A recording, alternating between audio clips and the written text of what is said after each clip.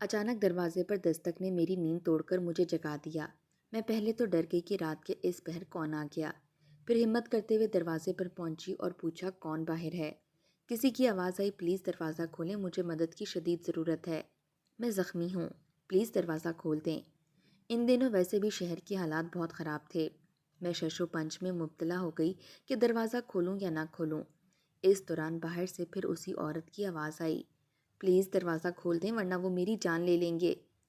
میں کسی کو مصیبت میں نہیں دیکھ سکتی تھی، اسی لیے فیصلہ کیا کہ دروازہ کھول دیتی ہوں، کیا پتہ کسی کو واقعی مدد کی ضرورت ہو۔ میں نے دروازہ کھولا تو باہر کھڑی عورت جلدی سے اندر آ گئی اور دروازے کو کنڈی لگا دی۔ میں نے دھیان سے اس کو دیکھا تو وہ 30 سال کے لگ بھگ تھی، جس کی خوبصورتی اس وقت اجڑے حالوں میں مان پڑ رہی تھی۔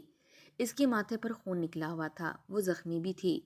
ابھی میں اس کا جائزہ ہی لے رہی تھی کہ اچانک سے پولیس کا سائرن بجنے لگا۔ میں نے چونک کر اس کو دیکھا، مجھے کچھ غلط ہونے کا احساس ہوا۔ مجھے کہیں چھپا دو، پولیس میرے پیچھے ہے، پلیز میری مدد کرو۔ میں پھنس کر رہ گئی۔ مجھے شدید پچھتاوا ہوا کہ مجھے اسے پناہ نہیں دینی چاہیے تھی۔ اب اگر پولیس نے چھاپا مار لیا تو میں بھی اس کے ساتھ جیل جاؤں گی۔ سائرن کی آواز نزدیک آتی جا رہی تھی۔ میرا دماغ بالکل کام کرنا بند ہو گیا۔ مجھے سمجھ نہ آئی کہ کیا کروں۔ وہ خود ہی گھر کے اندر بھاگ کر چلی گئی۔ مجھے ہوش آیا تو میں بھی گئی۔ وہ کہنے لگی، ابھی تھوڑی دیر میں پولیس گھروں کی تلاشی لینی شروع کر دے گی، مجھے کہیں چھپنے کی جگہ بتا دو۔ میں نے ڈرتے ہوئے پوچھا، کون ہو تم اور پولیس کیوں تمہارے پیچھے ہے؟ وہ کہنے لگی، خدا کا واسطہ ہے، ابھی مجھے چھپا دو کہیں، میں تمہارے سارے سوالوں کا جواب دوں گی۔ میں قسم کھا کر کہتی ہوں کہ میں تمہیں نقصان پہنچانے کے ارادے سے نہیں آئی اور نہ پہنچاؤں گی، میرا یقین کرو۔ اسی لمحے باہر سے اسپیکر کے ذریعے اعلان ہوا کہ خطرناک مجرمہ جیل سے فرار ہو گئی ہے۔ اگر کسی نے اسے پناہ دی ہے تو وہ خود اسے باہر نکال دے، ورنہ ابھی تھوڑی دیر میں پولیس تلاشی لینی شروع کر دے گی۔ وہ کہنے لگی، دیکھو مجھے جلدی سے چھپاؤ ورنہ میرے ساتھ تم بھی مصیبت میں پھنس جاؤ گی۔ اس کی بات سن کر میں جلدی سے اس کو پانی والی ٹینکی کے پاس لے گئی۔ میں نے کہا، جہاں بھی چھپو گی پولیس ڈھونڈ نکالے گی، اس لیے جان بچانے کا واحد حل یہی ہے کہ تم اس پانی والی ٹینکی میں کود جاؤ۔ اس وقت سردی اتنی شدید تھی کہ ٹمپریچر منفی میں چلا گیا تھا، اور کوئٹہ کی سردی تو یوں بھی مشہور ہے۔ میرے مشورے پر اس عورت نے مجھے یوں دیکھا جیسے میرا دماغ خراب ہو گیا ہو۔ اتنی ٹھنڈ میں سرد پانی میں ہاتھ ڈالتے ہوئے بھی انسان 100 بار سوچتا ہے، اور میں اسے پانی میں کودنے کا مشورہ دے رہی تھی۔ مجھے لگا وہ کہے گی کہ ٹھنڈے پانی میں مرنے سے بہتر ہے میں خود کو پولیس کے حوالے کر دوں، مگر اگلے ہی لمحے وہ ڈھکن اٹھا کر ٹینکی میں کود گئی۔ میں جلدی سے ڈھکن بند کر کے نیچے چلی گئی۔ 5 منٹ بعد ہی میرے دروازے پر دستک ہوئی۔ میں نے دروازہ کھولا تو سامنے 2 لیڈی پولیس والیاں اور بہت سارے مرد پولیس والے کھڑے تھے، جو دروازہ کھلتے ہی اندر گھستے چلے آئے۔ وہ تلاشی لینے لگے اور خاتون پولیس افسر مجھ سے سوال پوچھنے لگی کہ تم نے کسی کو دیکھا تو نہیں یا اسے پناہ تو نہیں دی؟ میں نے کہا، میں تو ابھی سو کر اٹھی ہوں اور مجھے کچھ معلوم نہیں۔ پولیس والے نیچے سے تلاشی لے کر اوپر چھت پر گئے تو میری جان حلق میں آ گئی۔ میرا سانس اٹکنے لگا کہ کہیں ان کو معلوم نہ ہو جائے کہ وہ عورت کہاں ہے، مگر اتنا مجھے یقین تھا کہ ان کا دھیان پانی والی ٹینکی کی طرف نہیں جائے گا، اور میرا اندازہ درست ثابت ہوا۔ وہ خالی ہاتھ نیچے چلے آئے۔ ایک کہنے لگا، میڈم جی وہ اس گھر میں بھی نہیں ہیں، میرا خیال ہے وہ اس علاقے سے نکل چکی ہے۔ باتیں کرتے کرتے وہ گھر سے باہر نکل گئے تو میں نے سکون کی سانس لی۔ ان کی آپس کی باتوں سے معلوم ہوا کہ وہ جیل سے اس عورت کا تعاقب کرتے ہوئے یہاں تک پہنچے تھے۔ پولیس والوں کے جانے کے 10 منٹ بعد میں جلدی سے اوپر گئی اور ٹینکی کا ڈھکن ہٹا کر اسے باہر نکالا۔ سرد پانی کی وجہ سے وہ تھر تھر کانپ رہی تھی۔ اگر میں 10 منٹ اور نہ آتی تو شاید وہ مر ہی جاتی۔ میں اسے نیچے ہیٹر کے پاس لے آئی، اس کو اپنے کپڑے دیے اور اس کو تھوڑے ہوش دلائی۔ میرے کپڑے بدل کر وہ کمبل لے کر ہیٹر کے پاس بیٹھ گئی۔ میں نے سوچا، اب اگر اس کی مدد کر ہی دی ہے تو بیچاری کے لیے کچھ کھانے پینے کو بھی لے آتی ہوں۔ میں نے اس کے لیے چائے بنائی اور کھانا گرم کر کے لے آئی۔ جانے کیوں اس کے چہرے کو دیکھ کر مجھے نہیں لگ رہا تھا کہ وہ مجرمہ ہے۔ اس نے میرا شکریہ ادا کر کے کھانا کھایا۔ تھوڑی دیر تک اس کی حالت سنبھل چکی تھی۔ اب میں نے بات کا آغاز کرتے ہوئے کہا، آپ کو دیکھ کر لگتا تو نہیں ہے کہ آپ مجرمہ ہیں، لیکن پولیس آپ کے پیچھے ہے اور یہی کہہ رہی ہے کہ جیل سے ایک مجرمہ فرار ہوئی ہے، تو کیا واقعی آپ مجرمہ ہیں؟ میرا سوال سن کر اس نے گہری سانس بھری اور کہنے لگی، تمہارا اندازہ درست ہے، میں جیل کی مجرمہ نہیں، وہاں کی جیلر ہوں۔ یہ سن کر وہ جیل کی جیلر ہے، میرے تو ہوش ہی اڑ گئے۔ ایک جیلر کے پیچھے پولیس، لیکن کیوں؟ میں نے پوچھا، آپ جیلر ہو کے مجرموں کی طرح کیوں بھاگ رہی ہیں؟ وہ کہنے لگی، بڑی لمبی کہانی ہے، سن کر کیا کرو گی؟ میں نے کہا، دیکھیں، میں نے آپ کو پناہ دی ہے، آپ کی مدد کی ہے، اب آپ کو مجھے اپنی کہانی سنانی ہوگی، کیونکہ میں یہ سب اس لیے بھی پوچھ رہی ہوں کہ میں نے بھی جیل کے جیلر کے لیے اپلائی کیا ہوا ہے، تو مجھے آپ کی کہانی سن کر معلوم ہو جائے گا وہاں کے کیا حالات ہیں۔ وہ کہنے لگی، ٹھیک ہے، اگر تمہیں اتنا ہی جاننے کا شوق ہو رہا ہے تو سنو۔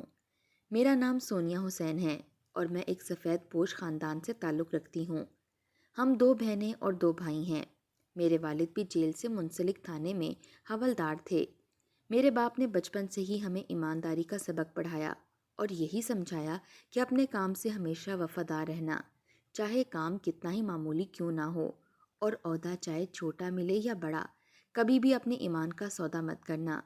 میرے والد ایک انتہائی شریف اور فرض شناس حوالدار تھے۔ اپنی ساری سروس کے دوران انہوں نے کبھی 1 روپے کی رشوت بھی گوارا نہیں کی۔ ابا کے باقی کے ساتھی کے دوستوں نے اپنے گھر پکے کرا لیے اور اچھی زندگی گزارنے لگے تھے، مگر ہمارا گزارا کھینچ تان کر مشکل سے ہو پا رہا تھا۔ میں ابا کی بہت لاڈلی بیٹی تھی، اس لیے اکثر گھر کے حالات سے تنگ آ کر میں ان سے کہتی کہ ابا، اپنے ساتھ کے لوگوں کو دیکھیں کہ انہوں نے کس قدر ترقی کر لی ہے، ان سے ہی کچھ سیکھ لیں۔ ان لوگوں کے گھر روز گوشت بنتا ہے اور ہم لوگوں کو عید پر بھی گوشت نصیب ہو جائے تو بڑی بات ہے۔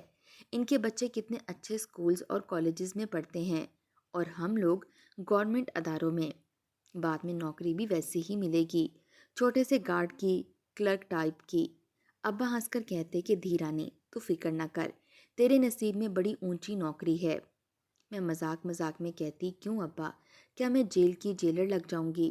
ابا کہتے، تو اس میں حیرانی والی کیا بات ہے، تو اچھے نمبروں سے امتحان پاس کرے گی تو لگ جائے گی۔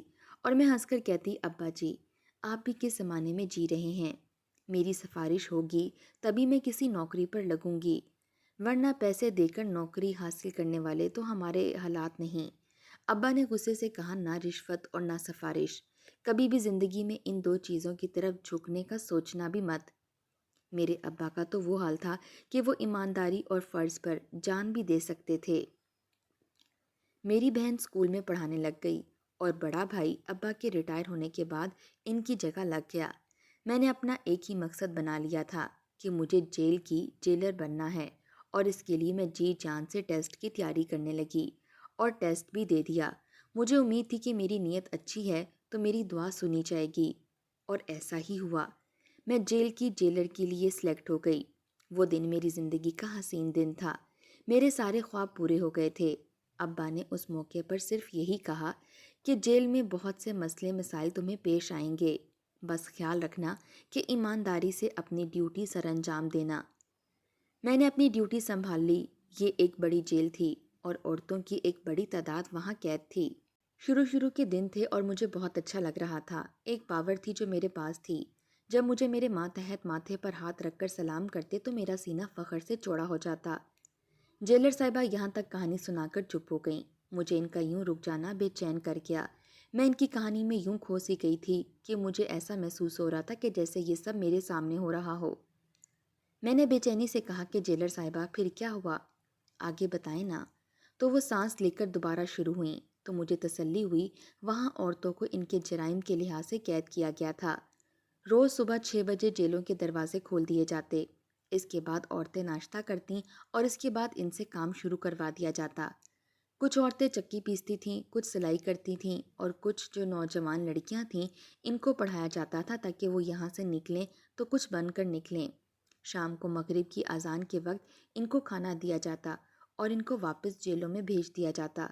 شروع کے دنوں میں تو اتنا اندازہ نہ ہوا کہ یہاں کس کس کے گروپ بنے ہوئے ہیں، مگر آہستہ آہستہ مجھے پتہ لگتا گیا کہ کس عورت نے کس کے ساتھ اور کیوں دوستی کر رکھی ہے۔ جیسا فلموں میں دکھایا جاتا ہے، جیل اس سے کئی بڑھ کر خوفناک ہوتی ہے۔ کچھ عورتیں جو بہت خطرناک جرائم کے نتیجے میں پکڑی گئی تھیں، ان کو علیحدہ سیل میں رکھا جاتا۔ مجھے اپنا عملہ کچھ خاص پسند نہیں آیا تھا۔ لگتا تھا میرے آنے سے پہلے وہ کام کرنے کے عادی نہیں تھے، مگر میں تو روز ابا سے ایمانداری کا سبق پڑھ کر آتی تھی، اس لیے نہ صرف خود کام کرتی بلکہ اپنے ماتحت عملے کی بھی خوب دوڑیں لگواتی۔ میں اپنی نرم دلی کے باعث جیل کی عورتوں میں بہت مشہور ہو گئی۔ عورتیں بتاتی تھی کہ مجھ سے پہلے جو جیلر تھی وہ کام وام تو کچھ کرتی نہیں تھی، بس روب جھاڑتی رہتی تھی اور بغیر کسی وجہ کے جس کو مرضی مار پیٹ لیتی تھی۔ میں نے اپنے عملے کو بھی کہہ دیا تھا کہ کسی عورت پر کوئی ہاتھ نہیں اٹھائے گا۔ ایک دن میں معمول کے مطابق گراؤنڈ پر گئی تو عورت نے روتے ہوئے مجھے بتایا کہ لیڈی کانسٹیبل نے آج کسی وجہ کے بغیر اسے تھپڑ مارا ہے۔ مجھے سن کر بہت غصہ آیا کہ اپنی طاقت کا ناجائز فائدہ اٹھانا اسے کس نے سکھا دیا۔ میں نے اسے 1 ہفتے کے لیے سسپینڈ کروا دیا۔ میری وجہ سے جیل کا ماحول اچھا ہونے لگا۔ میں نے عورتوں کو مختلف روزگار سکھانے شروع کر دیے تھے۔ میری ڈیوٹی سے حکام بہت خوش تھے اور مجھے پہلے ہی سال اچھی کارکردگی کی بنیاد پر میڈل دیا گیا اور تمغوں سے نوازا گیا۔ اسی دوران میرے لیے ایک نامور صحافی محمد عیسیٰ کا رشتہ آیا، جسے میرے والدین نے قبول کر لیا اور میری شادی ہو گئی۔ میرا شوہر بالکل ویسے ہی خیالات رکھتا تھا جیسے میرے باپ کے تھے، اس لیے میں اپنی زندگی میں بہت خوش تھی۔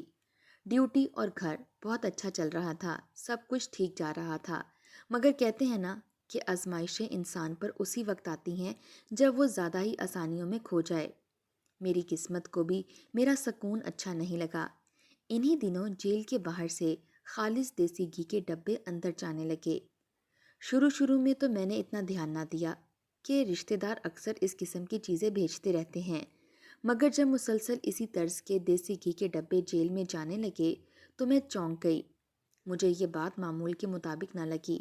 میری چھٹی حس مجھے اشارہ دے رہی تھی کہ کچھ تو گڑبڑ ہے۔ میں نے سوچا کہ مجھے معلوم کرنا ہوگا کہ روز دیسی گھی کے ڈبے کس کے پاس جاتے ہیں، کون منگواتا ہے۔ ایک اچھا جیلر وہ ہوتا ہے جس نے قیدیوں میں سے ہی اپنے جاسوس بنائے ہوں تاکہ اس کو پل پل کی خبریں ملتی رہیں۔ میں نے بھی اس قیدی عورت کو اپنے لیے جاسوسی کرنے کا کہا تھا، جس کے لیے میں نے لیڈی کانسٹیبل کو 1 ہفتے کے لیے برطرف کیا تھا۔ اس عمل سے وہ میری گرویدہ ہو گئی تھی اور میرے کہنے پر مجھے خبریں دیتی رہتی تھی کہ جیل کے اندر کیا ہو رہا ہے۔ یہ دیسی گھی کے ڈبے مجھے کچھ مشکوک لگ رہے تھے۔ میں نے سوچا کہیں ایسا نہ ہو کہ ان ڈبوں کے اندر کچھ اور ہو، اس لیے ایک دن میں نے سارے ڈبے کھلوائے اور اچھی طرح سے معائنہ کیا۔ ان ڈبوں میں واقعی دیسی گھی تھا۔ میں نے اس عورت کو بلوایا جو مجھے ساری خبریں دیتی تھی۔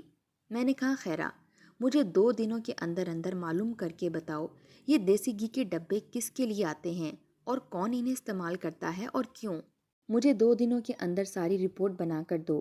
میری ڈیوٹی زیادہ تر دن کے اوقات کی ہی ہوتی ہے اور رات کے وقت ایک اور جیلر ڈیوٹی پر آ جاتی تھی۔ دن کے وقت تو کسی کو جرت نہیں ہوتی تھی کہ میرے ہوتے ہوئے کچھ ایسا ویسا ہو جائے، مگر رات کے وقت یہاں کیا ہوتا ہے اس کی میں گارنٹی نہیں دے سکتی تھی۔ خیرہ کو کام پر لگا دیا۔ میں نے بیچ میں ٹوکتے ہوئے پوچھا، جیلر صاحبہ، آپ کو دیسی گھی کے ڈبوں کی وجہ سے شک ہوا؟ میرے سوال پر جیلر سونیا نے ہاں میں سر ہلاتے ہوئے کہا، ہاں، روزانہ کئی ڈبے دیسی گھی کے جیل کے اندر جاتے تھے اور میرے نزدیک یہ نارمل بات نہیں تھی۔ میری چھٹی حس مجھے بار بار اشارہ کر رہی تھی کہ کچھ ایسا ہو رہا ہے جو میری نظروں سے اوجھل ہے۔ خیرہ نے دوسرے ہی دن سنسنی خیز لہجے میں آ کر جو خبر مجھے دی، اسے سن کر میں بھی دنگ رہ گئی۔ اس نے کہا کہ یہ دیسی گھی روز رات کو اندھیرے کمرے میں کچھ خاص عورتوں کو دیا جاتا ہے۔ رات کی ڈیوٹی والی جیلر صاحبہ اور سارا سٹاف اس بات کو جانتا ہے اور آپ کے عملے کے بھی 2-4 لوگ شامل ہیں۔ میں الجھن میں پڑ گئی کہ اندھیرے کمرے میں دیسی گھی عورتوں کو کیوں دیا جاتا ہے۔ میں نے خیرہ کو کہا کہ مجھے ان عورتوں کے نام بتاؤ جو روز اندھیرے کمرے میں جا کر دیسی گھی کھاتی ہیں۔ خیرہ نے جن کے نام بتائے ان عورتوں کو دیکھ کر میں چونک گئی۔ وہ عورتیں پہلے تو اتنی صحت مند نہیں تھیں، دبلی پتلی سی تھیں، مگر اب دیکھا تو کافی صحت مند لگ رہی تھیں۔ خیرہ نے میرے کان میں سرگوشی کرتے ہوئے کہا، میڈم جی، یہ سارا کمال اسی دیسی گھی کا ہے۔ یہ اتنی سیدھی بات نہیں تھی کہ میں نظر انداز کر دیتی۔ اس معاملے کی تہہ تک جانا چاہیے۔ میں نے کچھ دنوں کے لیے اپنی ڈیوٹی رات کی شفٹ میں کروانے کا فیصلہ کر لیا۔ میں نے دیکھا کہ میری رات کی شفٹ کی خبر بہت سارے لوگوں کے اعصاب پر بجلی بن کر ٹوٹی تھی۔ میں نے دن کے وقت گھر میں اپنی نیند پوری کر لی تاکہ وہاں رات کو جاگ سکوں۔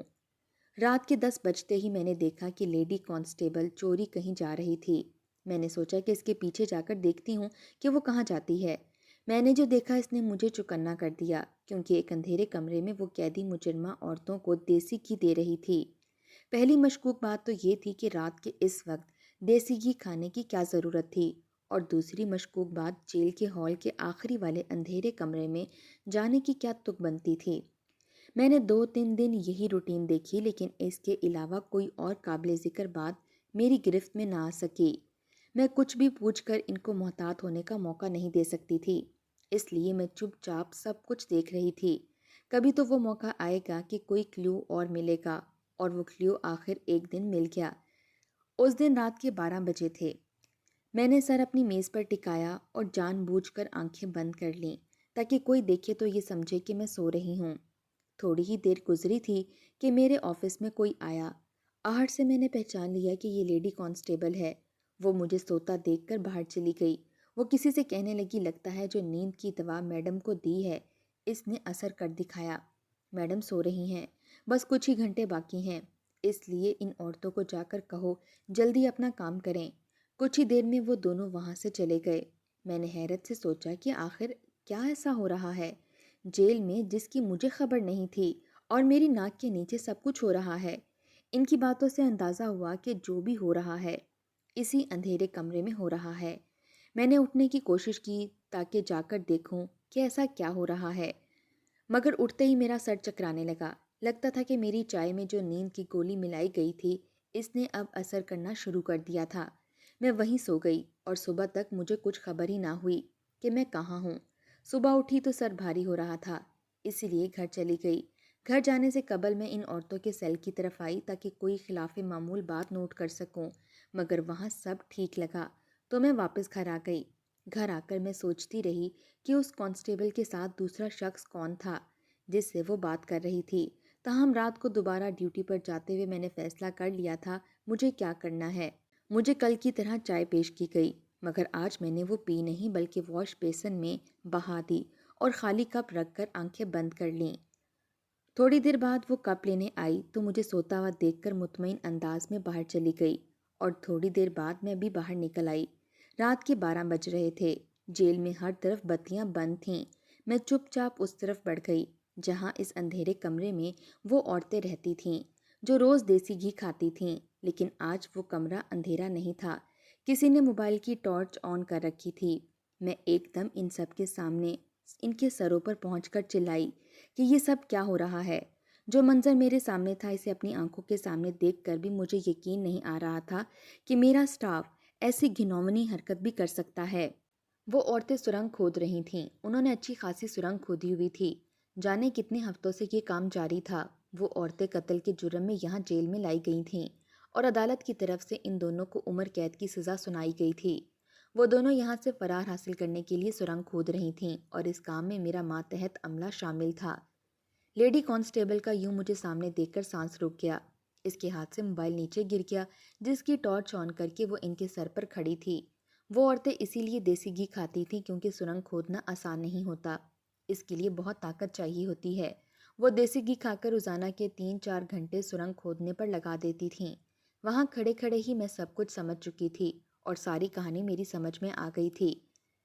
میں نے لیڈی کانسٹیبل کو پوچھا، اور کون ہے تمہارے ساتھ ملا ہوا؟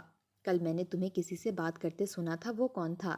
وہ بہت گھبرا گئی تھی۔ میرے بار بار پوچھنے پر بھی اس نے کچھ نہ بتایا، تو میں نے کہا ٹھیک ہے، پھر میں ہائی کمیشن سے بات کرتی ہوں۔ جب تمہیں نوکری سے نکالا جائے گا تب تمہیں پتہ چلے گا۔ میری بات سن کر وہ بہت خوفزدہ ہو گئی تھی۔ کہنے لگی پلیز کسی کو فون مت کریں۔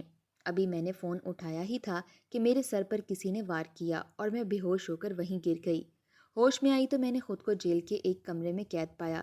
مجھے یاد آیا کہ میں فون کر کے اطلاع دینے والی تھی کہ کسی نے میرے سر پر وار کر دیا۔ وہ لیڈی کانسٹیبل کے علاوہ اور کوئی ہو بھی نہیں سکتا تھا۔ اپنا راز فاش ہو جانے کے ڈر سے میرے سر پر وار کر دیا۔ میں ہوش میں آئی تو دیکھا وہ اکیلی نہیں تھی۔ اس کے جس ساتھی کا نام جاننے کی کوشش کر رہی تھی وہ ساتھی اس وقت اس کے ساتھ ہی موجود تھی، لیکن اس کے ساتھی کو دیکھ کر میرے سر پر قیامت ٹوٹ پڑی۔ مجھے یقین نہیں آیا کہ یہ وہ ہو سکتی ہے۔ وہ تو نائٹ شفٹ والی جیلر تھی۔ مجھے لگتا تھا کہ وہ ایک لاپرواہ قسم کی لڑکی ہے، مگر وہ اندر سے اس قدر گھٹیا نکلے گی، یہ قانون کی وردی پہن کر غیر قانونی کاموں کو فروغ دے رہی تھی۔ ان دونوں عورتوں نے مل کر مجھے قید کر لیا تھا۔ وہ دونوں ملی ہوئی تھیں۔ انہی دونوں کی مدد سے وہ قیدی عورتیں سرنگ کھود رہی تھیں، اور اس مدد کے بدلے جیلر اور کانسٹیبل کو بہت سارے پیسے دیے گئے تھے۔ بعد میں مجھے معلوم ہوا کہ معاملہ اس سے بھی زیادہ بڑھ چکا ہے۔ جو دیسی گھی جیل کے اندر چیک ہو کر آتا تھا، اس دیسی گھی میں خاص سٹارچ شامل کیے جاتے تھے، جس کے مسلسل استعمال سے انسان کو اس کی عادت ہو جاتی ہے۔ یہ دیسی گھی چوری چوری اندر ہی اندر بیچا جاتا تھا۔ یہ سارا کام رات کے وقت اس جیلر کی موجودگی میں نہایت رازداری سے ہوتا تھا۔ اس جیلر نے یہ ساری بات مجھے خود اپنے منہ سے بتائی۔ اس نے اپنے سارے جرائم کا اعتراف کیا، لیکن وہ نہیں جانتی تھی کہ اس نے مجھے میرے ہی دفتر میں قید کیا ہے۔ وہاں تو میں نے پہلے ہی ایک کیمرہ لگا رکھا تھا جو ساری باتیں ریکارڈ کرتا تھا۔